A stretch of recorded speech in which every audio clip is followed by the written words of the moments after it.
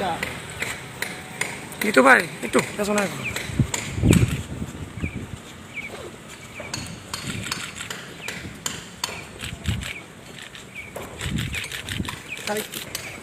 বানানোর পরিকল্পনা নিয়েছেন, হঠাৎ করে এই সিদ্ধান্ত কেন স্যার? দেখুন, পার্টি সর্বোপরি और আমরা ভারতীয় জনতা পার্টির নিষ্ঠাবান কার্যকর্তা।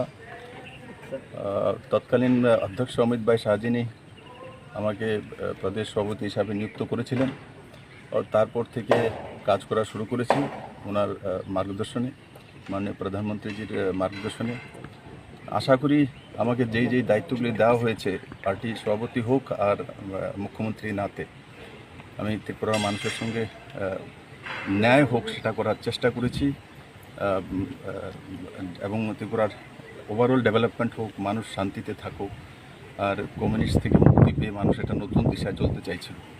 তো সেই দিশাতে আমাকে যেভাবে মার্গদর্শন করা হয়েছে মাননীয় প্রধানমন্ত্রীর দ্বারা আমি কাজ করেছি। এখন পার্টি চাইছে সামনে 23-এ ইলেকশন আছে, ইলেকশনে তার জন্য সংগঠনে দায়িত্ববান কার্যকর্তাকে নিয়ে আসার জন্য।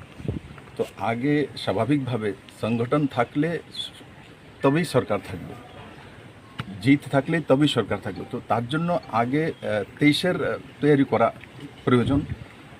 তারপরে তো আপনি কেউ না কেউ চিফ মিনিস্টার হবে, কেউ না কেউ কাজ করবে, কিন্তু আগে সরকার আনতে হবে, যেটা আপনারা চাইছেন যে লম্বা সময় সরকার রাখা।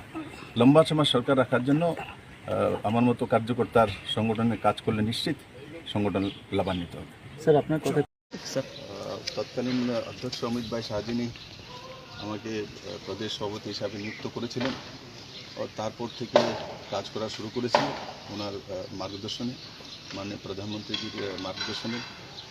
আশা করি আমাকে যেই দায়িত্বগুলি দেওয়া হয়েছে পার্টির সভাপতি হোক আর মুখ্যমন্ত্রী নাতে, আমি ত্রিপুরার মানুষের সঙ্গে ন্যায় হোক সেটা করার চেষ্টা করেছি,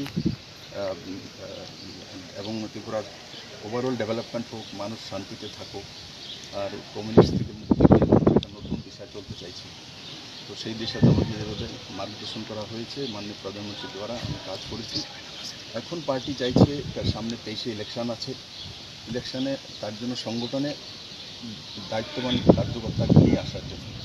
তো আগে স্বাভাবিকভাবে সংগঠন থাকলে তবেই সরকার থাকবে, জিত থাকলে তবেই সরকার থাকবে। তো তার জন্য আগে 23-এর তৈরি করা প্রয়োজন।